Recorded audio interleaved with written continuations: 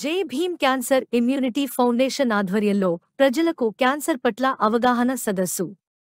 వీధిలైట్ల కిందనే 70 మంది గ్రామ ప్రజలకు క్యాన్సర్పై అవగాహన సదస్సు జై భీమ్ క్యాన్సర్ ఇమ్యూనిటీ ఫౌండేషన్ ఆధ్వర్యంలో నిర్వహించారు.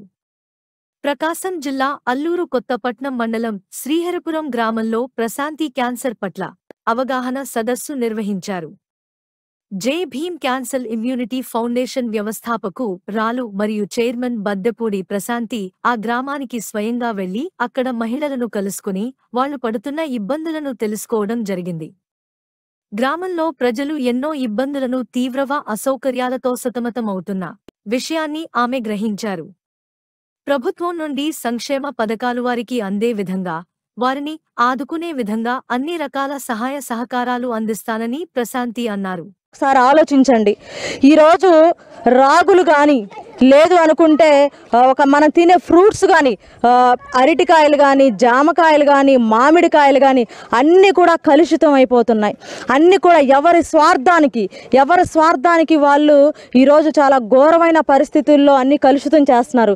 అందుకే ఈరోజు ప్రకృతి వ్యవసాయం నుంచి ఒక స్వచ్ఛమైన పంటలను పండించుకొని తినాలని చెప్పేసి ఈరోజు ప్రకృతి వ్యవసాయం కూడా ముందుకొచ్చి గ్రామీణ ప్రాంతాల్లో ఒక గొప్ప ప్రాజెక్ట్ అనేది నిర్వహిస్తుంది. అయితే దీంతో పాటు మహిళలే కాదు, ఈరోజు మగవారిలో కూడా ఒక భయంకరమైనటువంటి నిజాన్ని కూడా మనం తెలుసుకోవాలి.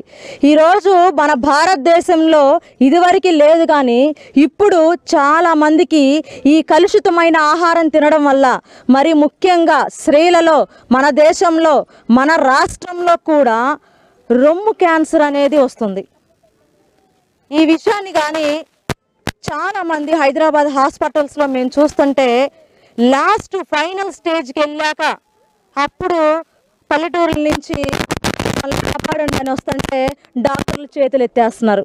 ఈ లోపే వీళ్ళందరూ ఏం చేస్తున్నారంటే నాటు మందులు వాడటం, లేదంటే దగ్గరలో ఉన్న హాస్పిటల్స్కి వెళ్ళి అక్కడక్కడే ట్రీట్మెంట్ చేసుకోవడం ఇట్లా